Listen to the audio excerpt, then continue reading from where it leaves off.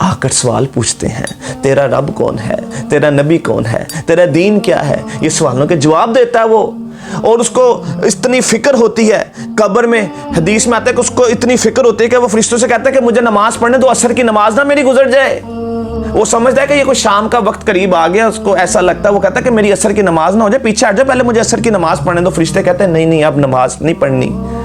اس کو بتایا جاتا ہے. پھر جب وہ سوالات کے صحیح جواب دے جاتا ہے, فرشتے جب اس کے لیے پھر جنت کے بستروں کا انتظام کر دیا جاتا ہے, پھر جنت کے سارے اس کو کپڑے پہنا دیے جاتے ہیں, جنت کی طرف جو ہے کھڑکیاں کھول دی جاتی ہیں, اس کی قبر کو اتنا کھلا کر دیا جاتا ہے جہاں تک نظر جاتی ہے اس کی قبر نظر آتی ہے. اس کی قبر کو کھلا کر دیا جاتا ہے, اس کو کہا جاتا ہے سو جا, اب تو سو جا, جیسے پہلی رات کی دلہن سوتی ہے اور اس کا محبوب بھی اس کو آ کے اٹھاتا ہے, تو بھی اس طرح سو جا. پھر وہ آرام سے سو جاتا ہے. یہ نیک روح اس کی قبر بھی کھلی کر دی جاتی ہے, جبکہ بد روح کی قبر اتنی تنگ کر دی جاتی ہے کہ اس کی ادھر کی پسلیاں ادھر کی پسلیاں ادھر آ جاتی ہیں. میرے بھائیوں, آج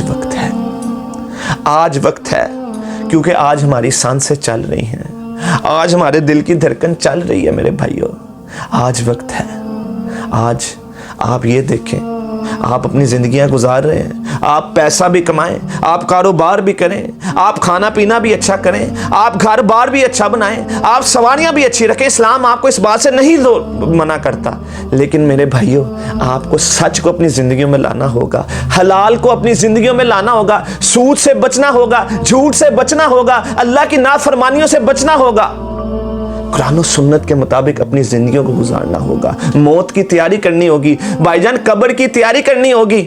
اور یاد رکھیے گا, جو رات قبر میں ہے نا وہ دنیا میں نہیں آ سکتی, اور جو رات دنیا میں آپ کی گزرے گی وہ قبر میں نہیں آ سکتی. آپ اللہ تعالیٰ نے, اللہ کو پتہ ہے کہ آپ نے کس تاریخ کو کتنے بجے قبر میں اترنا ہے. وہ عالم الغیب ہے, اس کا علم اتنا کامل ہے, اور قبر میں آپ کے ساتھ کیا معاملہ ہوگا اللہ کو پہلے ہی پتہ ہے, کیونکہ اس کو پتہ ہے کہ آپ نے ادھر نیک کام کرنے کہ بد کام کرنے ہیں. آج اگر آپ کے پاس سانس ہے نا تو تب تک آپ کے پاس چانس ہے, آپ اپنی زندگیوں کو ابھی بدل سکتے ہیں. آپ یہ دیکھیں, آپ ایک کمرے میں لیٹے ہوں, آپ اندھیرا کر دیں, گھوپ اندھیرا کر کے بستر کو اپنے منہ پر لے لیں, اور آپ دیکھیں آپ کا سانس بند ہونا شروع ہو جاتا ہے.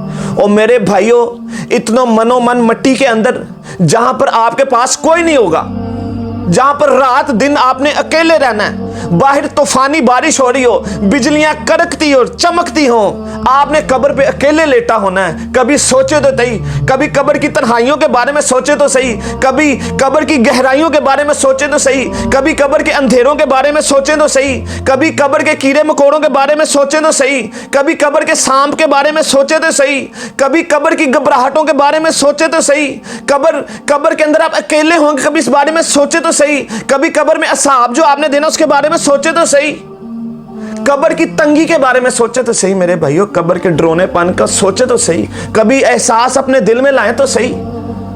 یہاں پر دنیا میں رہتے ہوئے نا, ہم اکیلے گھر میں ہو نا تو ہم ڈر جاتے ہیں, یا کسی علاقے میں ہم اکیلے ہو تو ڈر جاتے ہیں, انسان کی فطرت ہے. قبر میں اکیلے ہی جانا ہے میرے بھائی, ساتھ کوئی نہیں جائے گا, ساتھ کوئی نہیں جائے گا. یہ جو قبر کے معاملات ہیں نا, یہ جو قبر کے معاملات ہیں نا میرے بھائیوں, یہ کوئی آسان نہیں ہے, یہ آسان نہیں ہے. اور جس کی موت آ گئی اس کے لیے تو قیامت ہی ہے نا. آپ کس قیامت کا انتظار کر رہے ہیں, آپ کس وقت کا انتظار کر رہے ہیں؟ فَفِرُّوا إِلَى اللَّهِ, آ جائیں اللہ کی طرف, آ جائیں قرآن و سنت کی طرف, آ جائیں سچائی کی طرف, آ جائیں موت کی تیاری کر لیں, آ جائیں قبر کی تیاری کر لیں, اپنا سامان رکھ لیں قیامت کا, یہ قبر کا اپنا ساز و سامان تیار رکھیں. وہ ساز و سامان کیا ہے؟ وہ نمازیں ہیں, وہ سچائی ہے, وہ قرآن و سنت پر عمل کرنا ہے. میرے بھائیوں, جب آپ کسی کے ساتھ دھوکہ کر رہے ہو, کسی کے ساتھ زیادتی کر رہے ہو, کسی کا حق مار رہے ہو تو سمجھ لیں, سن لیں, اور اس وقت اپنے دماغ میں یہ بات لایا کریں کہ مجھے تو موت آنے والی ہے.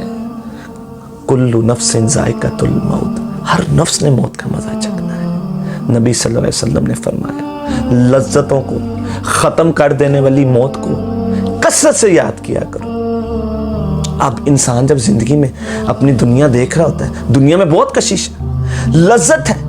آپ پیسے کو دیکھیں تو پیسے کو دیکھ کے لذت آتی ہے, آپ اپنے ملبوسات کو دیکھیں، کپڑوں کو دیکھیں، گھر بار کو دیکھیں، سواریوں کو دیکھیں، کھانا پینا دیکھیں، اپنی عیاشیاں، اپنے سارے معاملات دیکھیں، اس میں لذت ہی لذت ملتی ہے آپ کو۔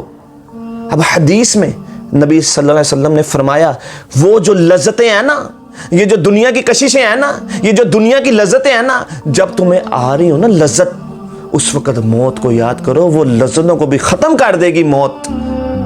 ہم موت کو یاد کرتے ہیں، ہماری محفلوں میں موت کا ذکر ہوتا ہے، ہماری محفلوں میں قبر کا ذکر ہوتا ہے۔ میرے بھائیوں، موت آ کر ہی رہنی ہے، اس کی تیاری بہت ضروری ہے۔ ہم ماں سے کتنا پیار کرتے ہیں، ہم اپنے باپ سے کتنا پیار کرتے ہیں، ہم اپنی اولاد سے کتنا پیار کرتے ہیں۔ ذرا سوچیں تو صحیح، اگر کسی کی ماں فوت ہو جائے، وہ اس کو جب قبر میں اتار کر آتا اس کے پاس نہیں بیٹھتا۔ کسی کا باپ فوت ہو جائے، وہ قبر میں اتارنے کے بعد اس کے پاس نہیں بیٹھتا۔ کسی کا بیٹا بیٹی فوت ہو جائے، یا بیوی فوت ہو جائے، یا بھائی یا دوست فوت ہو جائے، کتنا بھی گہرائی والی دوستی کیوں نہ ہو، اتنی پکی دوستی کیوں نہ ہو، کوئی بھی ہو، کوئی بھی رشتہ ہو، وہ آپ کو دفنا کر واپس آ جاتے ہیں، آپ کے پاس کوئی نہیں بیٹھتا۔ کبھی آپ نے سوچا آپ خود کسی کے دوست ہوں، آپ کے دوست کا جنازہ ہو، یا آپ کے کسی اور پیارے کا جنازہ ہو، آپ اس کو چھوڑ کر گھر واپس نہیں آ جاتے، اپنی دنیا میں دوبارہ مصروف نہیں ہو جاتے؟ ذکر کرتے ہوں گے اس کا، خوشی غمی میں یاد آتا ہوگا، میں یہ نہیں کہتا، لیکن آپ اس کے پاس تو نہیں بیٹھتے۔ ہمیں بھی ایک دن آئے گا میرے بھائیوں، ایک دن آئے گا، یہ سچ ہے، یہ آ کر ہی رہنا ہے۔